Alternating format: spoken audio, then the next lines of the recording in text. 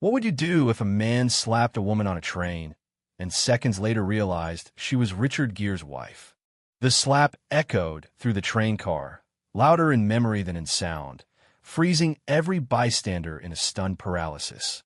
For a moment, the silence was so complete that the distant hum of the tracks became thunderous, as if even the steel beneath them was in disbelief. A young woman holding her toddler clutched him tighter, shielding his face, while a man in a hoodie pulled out his phone, mouthing, "This is bad." The bully, for all his swagger, looked around expecting validation, a nod, a laugh, anything. But none came. The woman he had struck remained in her seat, her hand now resting in her lap, her cheeks still burning from the contact. She blinked slowly, deliberately. People were watching her closely now, unsure of what would happen next. The man across the aisle with the tablet continued zooming in on the photo he had pulled up, cross-referencing her face with an image of Richard Gere walking the red carpet with a woman by his side. "It's definitely her," he said to no one, loud enough for others to hear. "Her name's Alejandra Silva. She's his wife." At that moment, the bully turned his head slightly, catching the name, his brow furrowing. "What did you say?" he asked, but his voice lacked the same bite. Alejandra stood. Her movement was graceful, elegant, not theatrical, but it commanded attention. She wasn't tall, not especially imposing, but her presence filled the space like someone used to holding her ground in crowded rooms of power. "You don't know who you just put your hands on," someone muttered. Another added, "You're so screwed." The man looked around, confusion now mixing with something new, fear. It wasn't just the threat of legal consequences. It was the sudden recognition that his victim was not just anyone. She was someone. The train doors opened at the next stop, and 2 police officers entered quickly, scanning for the source of the reported assault. Hands pointed to the bully. Phones were raised. One officer approached Alejandra and asked if she was okay. She nodded, but pointed directly at the man who hit her. "That's him," she said. Her voice was low but unmistakably clear. The officer turned to the man, now less sure of himself. "Sir, step off the train," he said. The bully hesitated, eyes darting. "You can't be serious." "I didn't do anything." "She started it," he stammered. "That's a lie," the woman with the toddler yelled. "He slapped her hard." More passengers chimed in, overlapping voices creating a wave of witness accounts. The officer repeated the command, this time with his hand resting on his holstered taser. Slowly, the bully stepped off the train, muttering curses under his breath. "I didn't know who she was," he whispered, as if that made it better. The officers cuffed him without ceremony. Back on the train, Alejandra sat back down, her sunglasses now returned to her face. The man with the tablet looked at her, hesitating. "Are you really?" She gave him a polite, tired smile. "Yes." The conductor came down from the front of the car, kneeling beside her. "Ma'am, do you want to press charges?" She nodded. "Absolutely." News of the incident began to spread even before the train left the station again. A college student in the back had live-streamed the whole encounter. The video was already being shared on Twitter, Reddit, TikTok. Within 10 minutes, it had 1,000 views. Within 30, 10,000. The caption read, "Guy slaps woman on Metro North. Turns out she's married to Richard Gere, flushed face, flushed face, flushed faced." Someone on the train recognized her from charity gala held in the Hamptons last year, where she'd spoken about protecting women from domestic abuse. Another person pulled up a YouTube clip of her giving an interview in Spain about her work with the homeless. People who had earlier sat in stunned silence were now surrounding her with concern, praise, apologies for not speaking up sooner. "You were so calm," one woman said. "I was terrified," Alejandra admitted softly. "But that's what men like that count on, that will freeze or stay quiet." As the train began to move again, a quiet buzz of indignation, admiration, and disbelief filled the car. No one could stop looking at her. But she sat alone, looking out the window, lost in thought. Behind her calm, she was processing it all. The fear, the violation, the fury. But also something else, the bitter knowledge that if she weren't Richard Gere's wife, maybe the world wouldn't have cared so much. That slap, painful as it was, felt like a cruel reminder of how justice, too, often hinges on status. Meanwhile, the bully sat in a holding cell, still trying to piece together what had happened. "She's just some woman on a train," he protested to the officers. One of them laughed. "She's a humanitarian, philanthropist, and married to one of the most beloved actors alive. You really picked the wrong target today." The man's face fell. "Wait, she's actually married to Richard Gere?" The officer shook his head in disbelief. "You slapped a global icon's wife. Good luck with that." By the time Alejandra reached her destination, she had already received 2 calls, from her lawyer and from Richard Gere himself. He had seen the footage. He had recognized the slap, the violence, and, worse, the composure in her eyes, because he knew it wasn't the first time she'd had to deal with something like this. "I'm coming back early," he said. "No need," she replied. "I'm okay."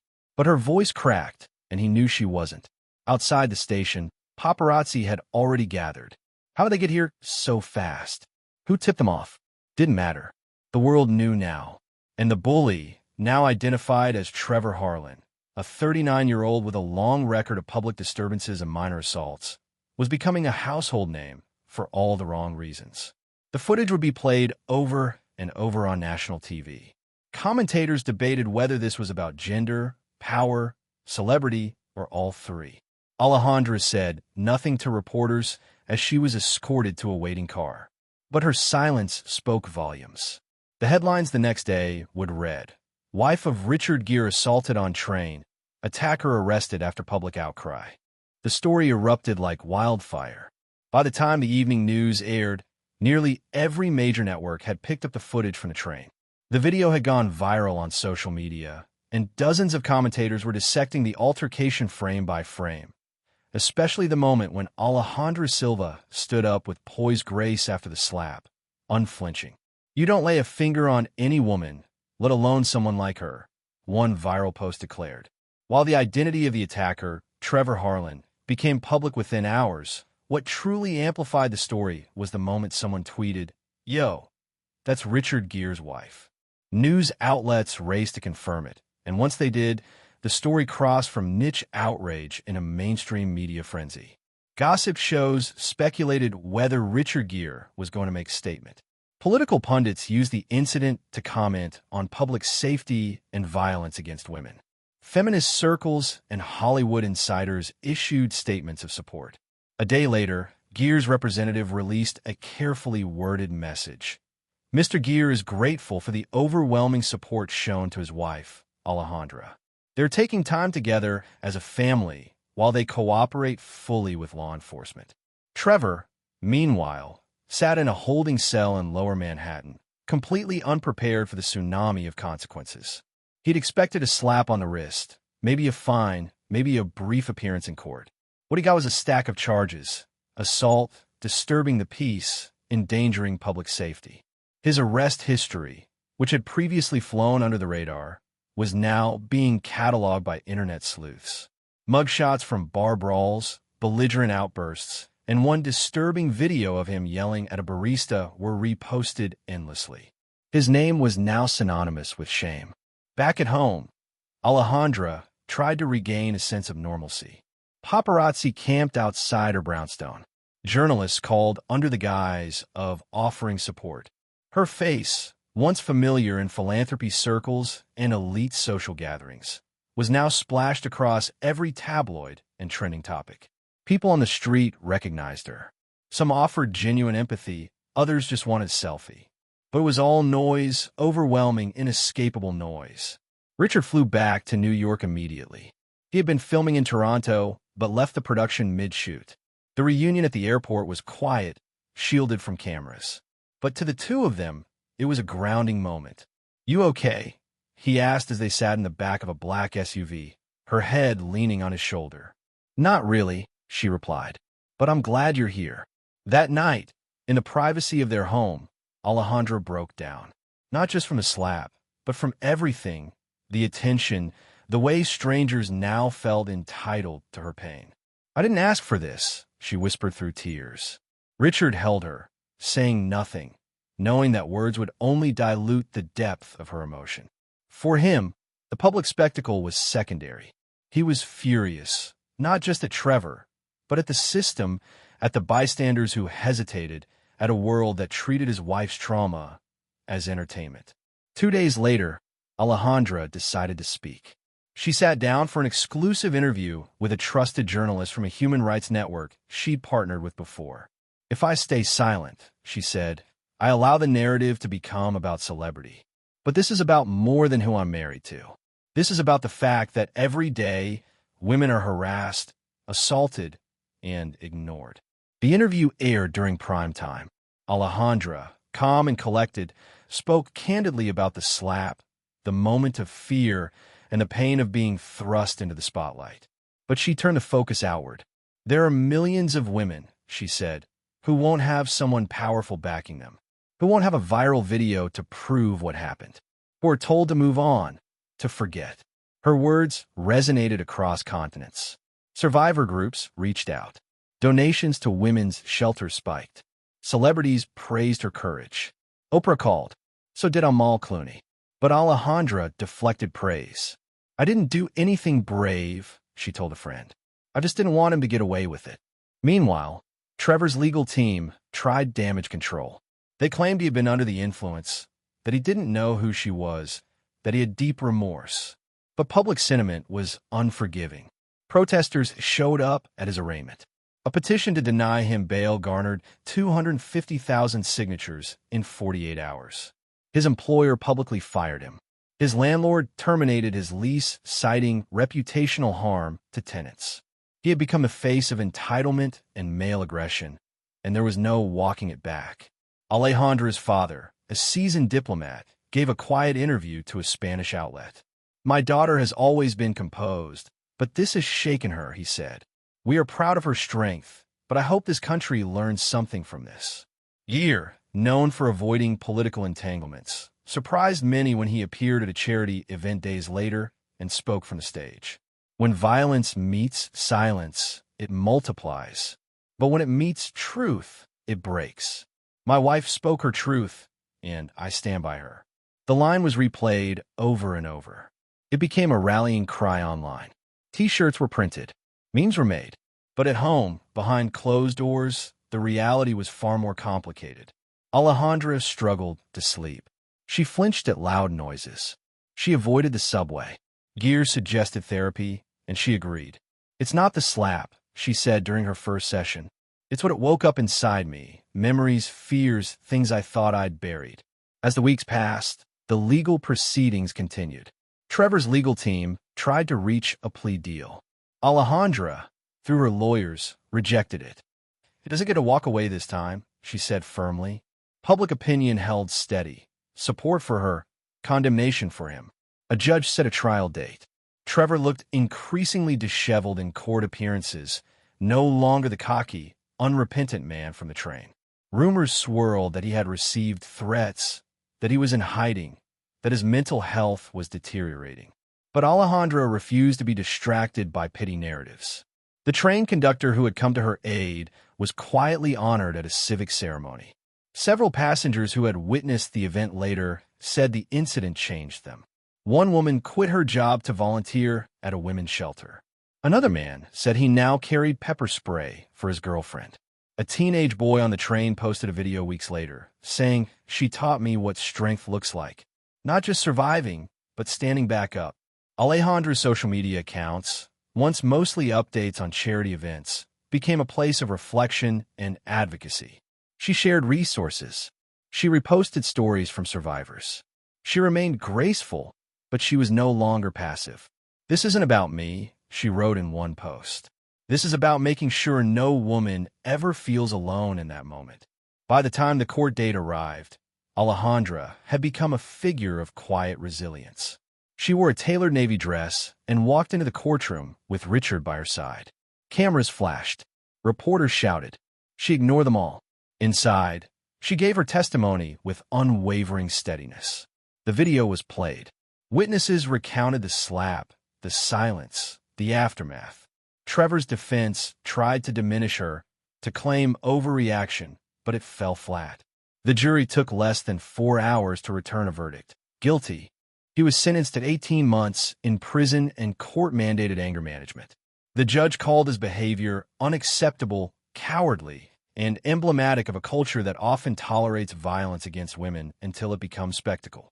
Alejandra did not celebrate. She didn't cry. She only nodded. After the verdict, she released one final statement. Justice is not a victory. It's a responsibility. And I hope this is just the beginning of a larger conversation. Months passed since the trial, and the media frenzy gradually subsided. The name Trevor Harlan no longer trended, and Alejandra Silva was able to walk the streets of New York with a little more peace. Yet beneath the calm surface lay deep, emotional ripples that would take time to settle. The aftermath of trauma is often less cinematic than the incident itself. There are no reporters, no headlines, just the quiet, unsteady rebuilding of a sense of normalcy. Alejandra returned to her philanthropic work slowly. Her first public appearance was at a benefit gala for domestic violence survivors, held in a modest event hall in Brooklyn. The audience was a mix of activists, nonprofit leaders, survivors, and volunteers. When she walked onto the stage, the applause was loud but respectful, not for her fame, but for her fortitude. She spoke with candor, not as a celebrity, but as someone who had felt the sting of cruelty and the strain of recovery. We all carry scars, she told the crowd, but we also carry the power to make sure others don't get the same ones. The speech went viral, not because of who she was, but because of how she delivered it. Richard watched from backstage, his arms folded and eyes wet. He had supported her silently, but completely. His fame had helped open doors, but he never made the experience about him. He turned down interviews and avoided the temptation to play the hero. She saved herself, he told a close friend. I just stayed close enough to catch her if she fell. Trevor, now serving his sentence in a low-security correctional facility, had faded from public conversation. According to a journalist who visited the prison for a human interest piece, Trevor had become withdrawn. The once brash, combative man was now thin, gaunt, and avoided eye contact. He was attending anger management classes and had, reportedly, begun writing in a journal as part of court-ordered therapy. Whether the transformation was real or performative was unclear, but something had shifted. In an unexpected turn, Alejandra received a letter from Trevor 6 months into his sentence. It was delivered through her attorney, who gave her the option of returning it unread. She paused before opening it, unsure if she even wanted to hear from him. But curiosity, or perhaps closure, compelled her to read it. The letter was surprisingly sincere. Trevor didn't excuse his behavior. He didn't ask for forgiveness. Instead, he wrote, "What I did was cruel, and I can't undo it. I can only tell you that I was broken before I broke anything around me." He wrote about his childhood, an abusive father, a neglected education, years of bottled rage. He acknowledged that none of it justified his actions. "This isn't about pity," he wrote. "It's just the truth. You didn't just stand up for yourself. You held a mirror up to me, and I hated what I saw." Alejandra read the letter twice. Then she folded it neatly and placed it in a drawer. She didn't respond, not because she was angry, but because she didn't know what to say. She had moved on, but closure didn't require conversation. It required boundaries, and hers were firm. Meanwhile, her activism deepened. She joined forces with several organizations focused on public safety and transit systems. She spoke before the New York City Council and pushed for increased funding for surveillance on subways, not to police, but to protect. She helped launch an anonymous reporting app for passengers experiencing harassment. 1 in 3 women is harassed on public transit, she said during a press conference. I want those women to know they're seen. They are heard. They are believed. Richard, too, found renewed purpose. He had taken time off from acting to be present, to heal alongside Alejandra. But as the months wore on, he felt inspired to return, but differently. Instead of romantic dramas, he signed on to produce a docuseries about emotional abuse, shame, and systemic violence. Titled Behind Closed Doors, the series featured survivors, therapists, sociologists, and legal experts. Alejandra appeared in the final episode, not as Richard Gere's wife, but as a survivor and advocate. The show received critical acclaim and was nominated for an Emmy. More importantly, it spurred conversations in schools, homes, and community centers. Teachers used it in classrooms. Advocacy groups cited it in proposals. It did what Richard and Alejandra had hoped. It didn't sensationalize, it humanized. A year after the train incident, they took a trip to Spain, Alejandra's birthplace. They walked the cobblestone streets of Madrid, ate in tucked-away cafes, and visited her childhood home.